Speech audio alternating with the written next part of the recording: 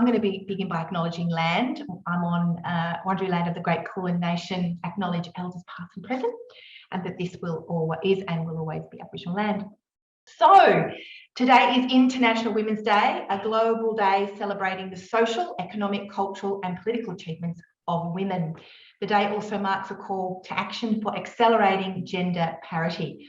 The Centre would like to use this day of significance to promote our ideals of gender, equality, justice and safety. And last year on International Women's Day, I interviewed our board chair, Lisa Griffiths, and we sat down to reflect on what it meant. This year, we're inviting the CEOs from Safe and Equal and No to Violence to join myself to talk about the role of gender in domestic and family violence and how we can move towards a gender violence-free world in the future. All right, so Tania, welcome. Do you want to just introduce yourself before I throw the first question at you? Thanks, Deb, and thanks for the invitation. It's a real pleasure to be here. So I'm Tania Farha, the CEO of Safe and Equal, which is the peak body for family violence services in Victoria, but we work across the spectrum from prevention to response. And can I just acknowledge I'm on Bunurong lands today, so I'd like to acknowledge elders past and present of those lands. Thank you, Tania. And as always, it's fantastic to be with you too. So International Women's Day is an important opportunity to raise awareness of the inequalities that exist between genders that persist to this day in the workplace, in pay and at home. Why do you think that International Women's Day in Australia is important and is still relevant today? Thanks, Deb. Well, of course, it's an important day and it's been recognised now for nearly 111 years. But I think today it's a really important consideration that there is still more to do. We haven't achieved equality, of course. And this has been really highlighted during the pandemic, which has exacerbated all kinds of disparities. Let's think about women and jobs. So the industries that tend to be mainly affected were those that impacted women the most. Women shouldered the lion's share of caring and household work, as well as having to pivot and work from the home. And when people were forced to access super, the majority of people accessing their super was women, which is going to put them even more behind in superannuation than they are at the moment. And one of the important things I think I need to say too is that, of course, we saw the rates of family violence increase during this time. And our services, specialist services, including the services, the children and families and the services that Deb is responsible for, they've all responded accordingly. But in my area particularly, it's a female-dominated sector. So obviously the impacts of that increased workload, as well as the gendered impacts of the COVID, have been quite significant and really highlighted those disparities. I was reading today, Tania, the gender pay gap is still 23% between men and women. Less than 20% of women hold the corporate CEO roles, but 41% are holding management roles. So there's a real shift happening there in that sort of what we would call that next level down. Now I'm going to go to a different question for Jacqui Watt. Jacqui, welcome. Would you like to introduce yourself? Thanks, Deb. Yeah, delighted to. I'm the CEO of No to Violence, which works, as you know, with the men. And I'm coming to you from Wurundjeri land and the people of the Kulin Nation, and want to pay my respects as well. Thank you. Now this question here. So Jacqui, personally, what does International Women's Day mean to you? Is there an anecdote that you can share with us that demonstrates how you celebrate this day? Well, it's funny, I was looking at this question and thinking about it, and there is quite a really important anecdote, which is a very personal one. But I also was thinking about my granny and about my mum and about what kind of lives they led as women. And my granny was born in 1893. She had 11 babies, 2 of which were stillborn. My mum was born in 1923 and survived the Depression in Glasgow and wanted to be a footballer. First and foremost, my mum loved playing football, and it occurs to me that if she was born today, she might well be able to realise that as an ambition. But the other thing about International Women's Day for me, Deb, is that was the day I left Glasgow to emigrate to Australia in 2010. So, of course, I remember that day with particular fondness as being a big day in my life, but also a day that said something about the fact that as a woman in my life and the privilege I live in, I was able to make that choice and change my location and job and move to another country, which was just amazing. Beautiful story, Jacqui. And I think all of us can recount or think about impacts. I've just had a granddaughter. So for me, International Women's Day means so much more now than it might have ever. And I look at her face and I think, I really hope things are going to be different for you. So another question, we're going to go back to Tania.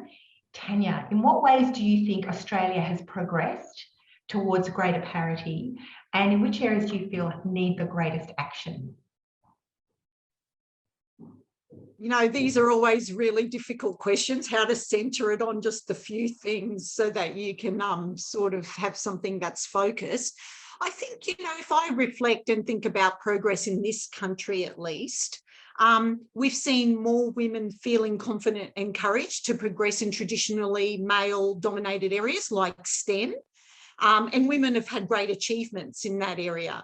And I think there's also been great examples of women leading countries all around the world. But of course, when it comes to leadership, and some of the stats you quoted before, we need to see more women in these positions, both in the private and public sphere. I think it's really important to think about how Australia is a very diverse country, and maybe we've seen some progress in mainstream, but there are still pockets of this country where we haven't seen lots of progress. And when I think particularly of Aboriginal and Torres Strait Islander women and some of the challenges they still are facing in community, refugee and migrant women, you know, so there is no equality of experience. So that is something I think we have to focus on a lot more. And I think one of the things that is really, really important to remember is that, yes, we're in an Australian context, but International Women's Day is a global movement. You know, it always has and always will be. And when I worked overseas, it really became apparent the struggles of women in different countries and how, you know, our achievements in one space don't necessarily equate to achievements for other women. And so it's really important we keep the fight global and that there is some parity in making those inroads into equality. You know, there's that famous saying by Audre Lorde, who's the famous feminist civil rights activist and who was a famous civil rights feminist activist, who said, "I'm not free while any woman is unfree, even when her shackles are very different from mine." You know, so that's something that I think is really important for us to remember when we think about progress. That's very true, Tania. And I'm thinking about all of those Ukrainian women that are running for their lives with their children, and the images on our TV screens and on social media. It's really terrifying. Very different lives, circumstances going on for women, you know, across the globe today. So thank you. How about you, Jacqui? What would you say about this? Where should we? What will she aim for? Where should we push harder? What's improved in your mind? Wow. Well, in the 7 years I've been in this role, Deb, and in the work particularly being done in Victoria, but of course it is Australia-wide as well, we have to say, well, at least we're having different conversations now, and we're beginning to, as a whole community, slowly but surely, and certainly this will be happening more in the middle classes maybe, so challenge ourselves to be aware of our own power, but that conversation of, rather than why doesn't she leave, a situation where she's experienced violence, why don't we ask the question, what is he doing and why does he keep doing it?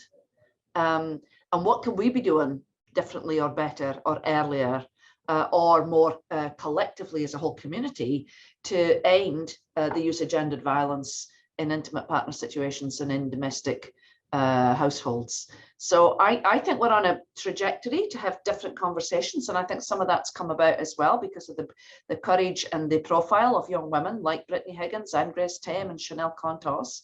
But I do also appreciate that the burden is most keenly felt and held by women of colour, by women who live in countries that are not as well off as we are. And you know, I heard this morning a statistic saying that there are more women going to school, more girls going to school in the world, and there are less forced marriages. And so those might be two measures that say, at some level, at a global level, we're making some steps. And I think, as Tania says, that the battle is a global one and goes on day and daily. So true, Jacqui, and the amazing work of Grace Tame and Brittany Higgins and others that's all over the media today in terms of their campaign and their voice. It's actually gives you goosebumps in terms of what they're saying, how they're doing it, and how, you know, this isn't dropping off the agenda. This is just getting stronger and stronger in terms of the voices for change.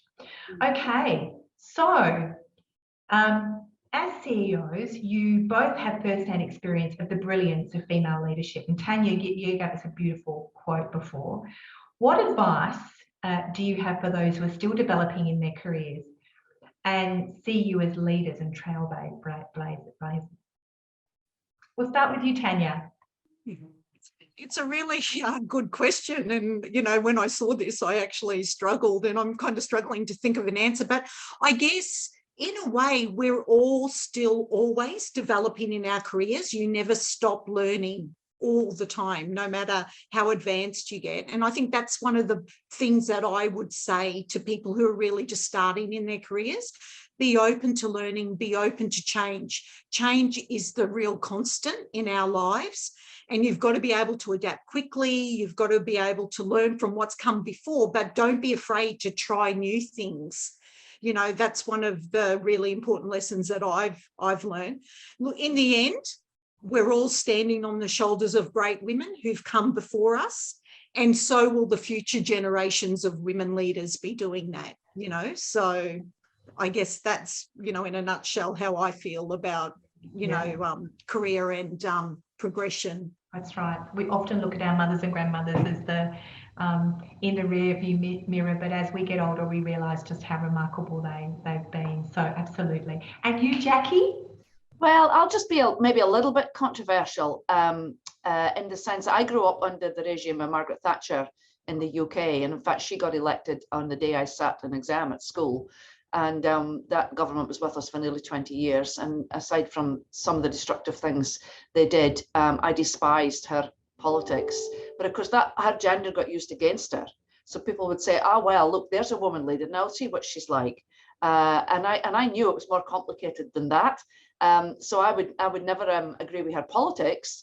But I also can appreciate now, I think, getting older, what she had to do in order to get leadership of the Conservative Party and to hold her leadership. I don't think women have to compete with men anymore. And I think I would encourage young women to tread their own path, follow their hearts. If they're working in a situation where they feel they're really being undermined, or they're not being supported, or they're being thwarted, they probably are. And so they can move on. And I get inspiration from my stepdaughters who in their early 20s are in their careers and are going, okay, quite liked it for a while, but I'm ready for something new, and they're moving on. So I think you have the confidence to follow your own heart. And that sounds a bit cliched, but, you know, genuinely follow your own beliefs, and be ready for people to take you down. Because I think the other thing that we don't talk enough about is about how women in positions of power still do present a threat to many men in positions of power. Even when those men want to be on side sometimes, we can be a threat. And so the behavior that can come towards you can seem quite out of sync with what people are saying. So be ready for that and think about how you model your own leadership, to not get into that binary of win, lose, right, wrong, power over. Like what you're saying, like Deb, what you're saying about Ukraine, like what we're seeing there is that it's the most extreme example of male coercive control and ego-driven and maniacal behaviour, and then you add on some weapons, and it's utterly terrifying. I'm going to ask this question because this is the thorny one. This is the one that people really struggle with, but experts like yourself can articulate this better than anybody I know. So as representatives for leading social change organisations working in the field of gender-based violence, to what extent do you feel that gender-based violence is a product of societal gender inequality? Now, Tania, you go first. I mean, it's pretty obvious, but it's not always obvious, and people like to separate the two. So can you make a comment on that for us? Yeah, I guess, you know, I looked at this and I thought, yeah, isn't it obvious? But it isn't to everybody. But I think it's indisputable that there is a significant connection. Australian and international evidence shows that. And in fact, Victoria has been a world leader in developing that evidence about the connection between gender inequality and gender-based violence. I think the things where it's not as simple is that we're not saying just in general you have gender inequality and you have gender-based violence. There's a social context in which gender inequality happens that allows gender-based violence to happen, but there's particular expressions of gender inequality that really increase the likelihood of violence happening. And they're these things that you know, some of the things that Jacqui referred to before about controlling men's control of decision making and limiting women's independence, you know, whether it's an everyday experience or at the macro level like war. There's rigid gender stereotyping and dominant forms of masculinity.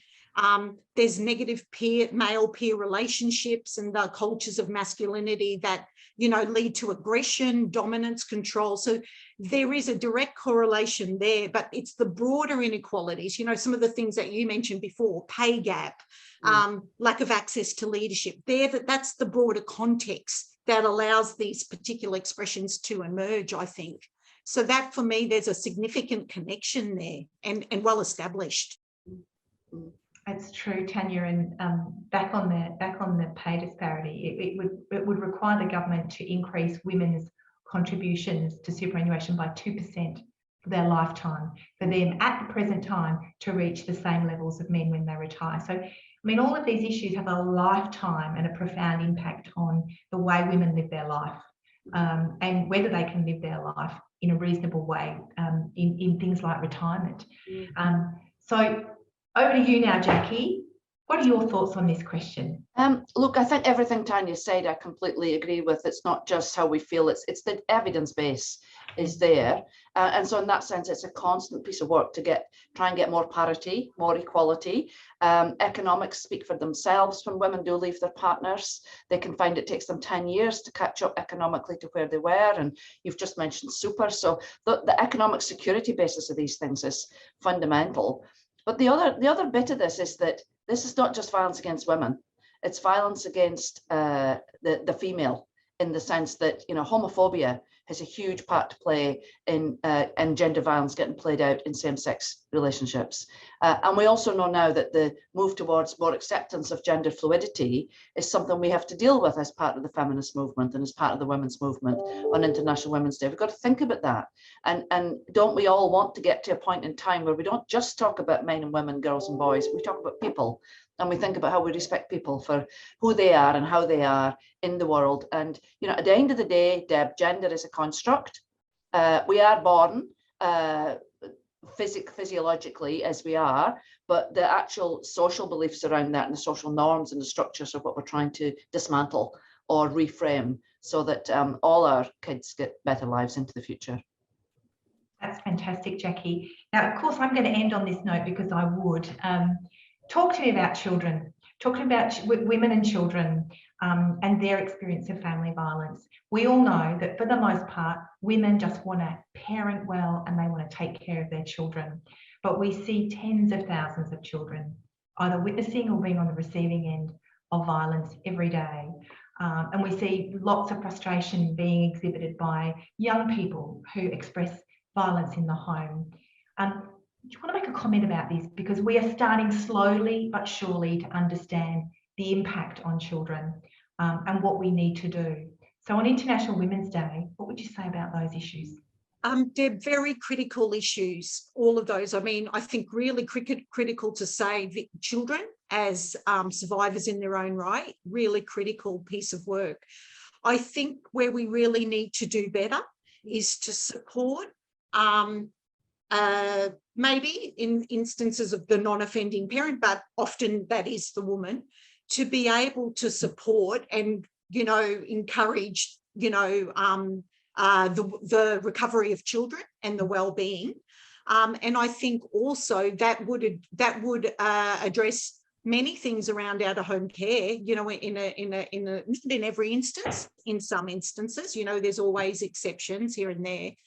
But I think it's really critical that we try and aim more for, you know, these, we don't try and polarize, you know, we try and help both parties to be to recover and to be there for each other, because we know intergenerational, you're also intervening early when you do this, because you're addressing potentially intergenerational violence. That's right, Tanya. And I think that supporting women to know what their kids need as survivors of family violence, to know what services to be able to access and the ones that they can trust, I think is really, really critical, because often those things are not easily understood or available.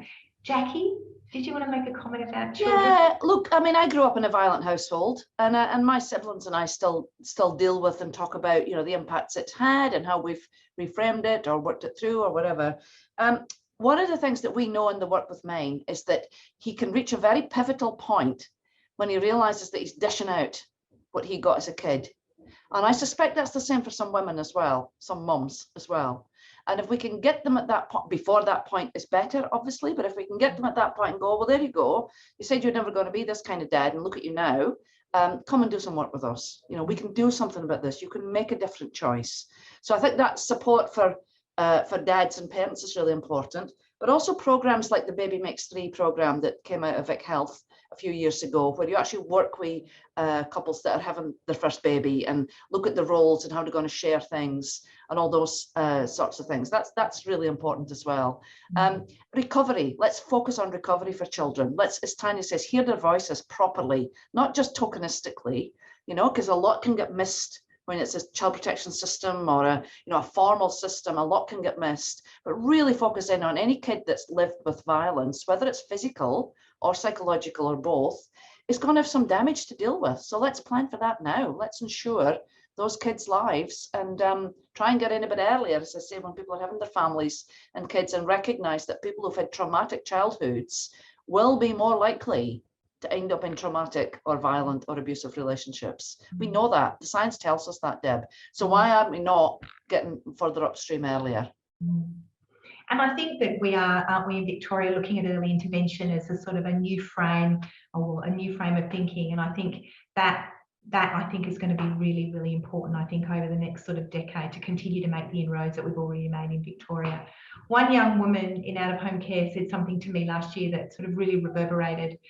She said very clearly, and this is the power of the journey Victoria's been on around family violence, that she was a bit cross with one of her male friends because he was being, you know, very controlling and a bit aggressive towards one of her friends, and they took him aside and gave him a lesson or two about family violence and his behaviour, and did he understand what he was doing. So, you know, one of the things that really, really has puts a smile on my face is the knowledge that a lot of young people have now about what family violence is, what coercive control is, and how they are educating young men, their friends, about their behaviour, and educating them, and that peer-to-peer stuff within friendship groups, very powerful. Fantastic. And we can learn a thing or two from them, really, in terms of how that's done.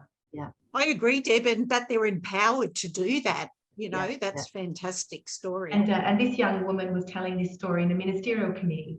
So it was very, very powerful. And so I think that, you know, your 14, 15, 16, 17-year-olds that are talking about the impact of family violence on very new relationships between young adults, I think it's fantastic. The more of that speaking out and the educating that we can get between young people, the better will be for it. Now, look, I'm going to wrap up. That has been just such a pleasure to meet with the two of you. It's the nicest thing I could have done on International Women's Day, was to meet with two amazing colleagues, friends, and women who are working to change the world, really. We've talked about Victoria, we've talked about Australia, and we've talked globally about what's happening for women. Thank you for speaking with me today, and look forward to hearing from you again soon. Bye for now. Thanks, Deb. Thanks, Deb.